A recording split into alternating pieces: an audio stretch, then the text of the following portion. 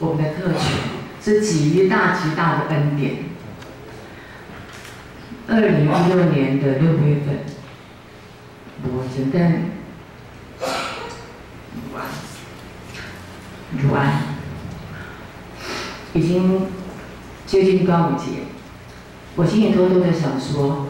过了端午节再来开刀。但是那个医生好像有透视能力，他直接告诉我说：“你卖准备过5日节再来开刀哦。”我吓一跳，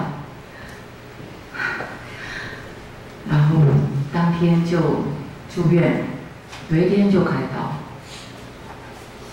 后续是我在博伦开的，然后北医衔接，做了所有一切该做的化疗、放疗、药诊、会诊，一波的就是医疗的那些动作，跟别人都一样，一模一样，唯一不同的只是病名不同而已。但是我印象深刻的就是，我开刀的那天应该是全身麻醉嘛，全身麻醉的状态下是毫无知觉的，但是我经历一个非常真实的梦境。开刀的那天的同个时段，我经历的那个梦境，我要跟弟兄姐妹分享的就是，这个世界上真的有邪灵存在，每天都是经历正邪的征战。我在梦中那个梦境是这样的，当我听到一些声音，那个声音很奇怪，就是问我说：“你还有什么放不下的？”然后紧接着，我过去生活的片段，我这人生，如果我今天要死了，过去发生过的我的生活的片段，就像跑马灯一样的啪啪啪啪一直过去，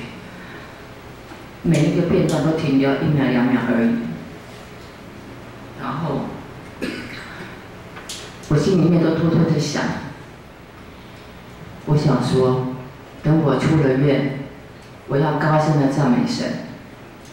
等我出了院，我要唱哈利路亚，感谢主。所有一切赞美神的话语都在我的心里面。然后我就想，我要开口赞美神，但是当我嘴巴要张开的时候，我嘴巴竟然张不开，梦境那个梦境非常真实，我嘴巴张不开，好像被水泥类似那个阿门头封住了，封得很密，我嘴巴张不开。每次我一想到说赞美神的时候，我的嘴巴张开，我要配合着心里面所想的去赞美神的时候，张不开，然后我很焦急，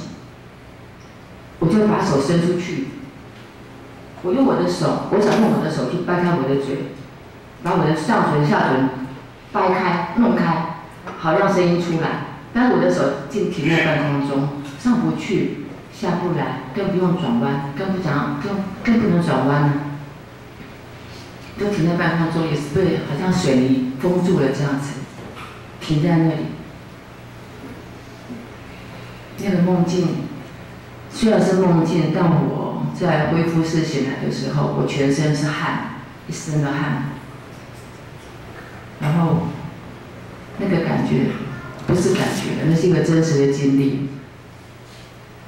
非常的奇妙。然后我心里面就很清楚，这是一个属灵的征战。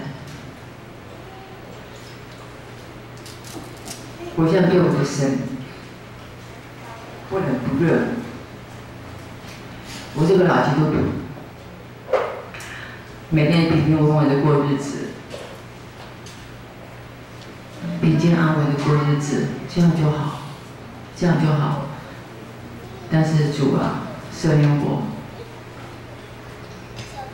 这种不冷不热也是一种罪。不论得时不得时，总要传福音。你多大的动作，多小的动作，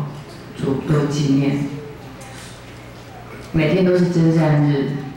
但是每天都是得胜日。我们只要靠主，我们可以胜过。愿主赐给我们弟兄姐妹这样子的平安和福利。感谢神。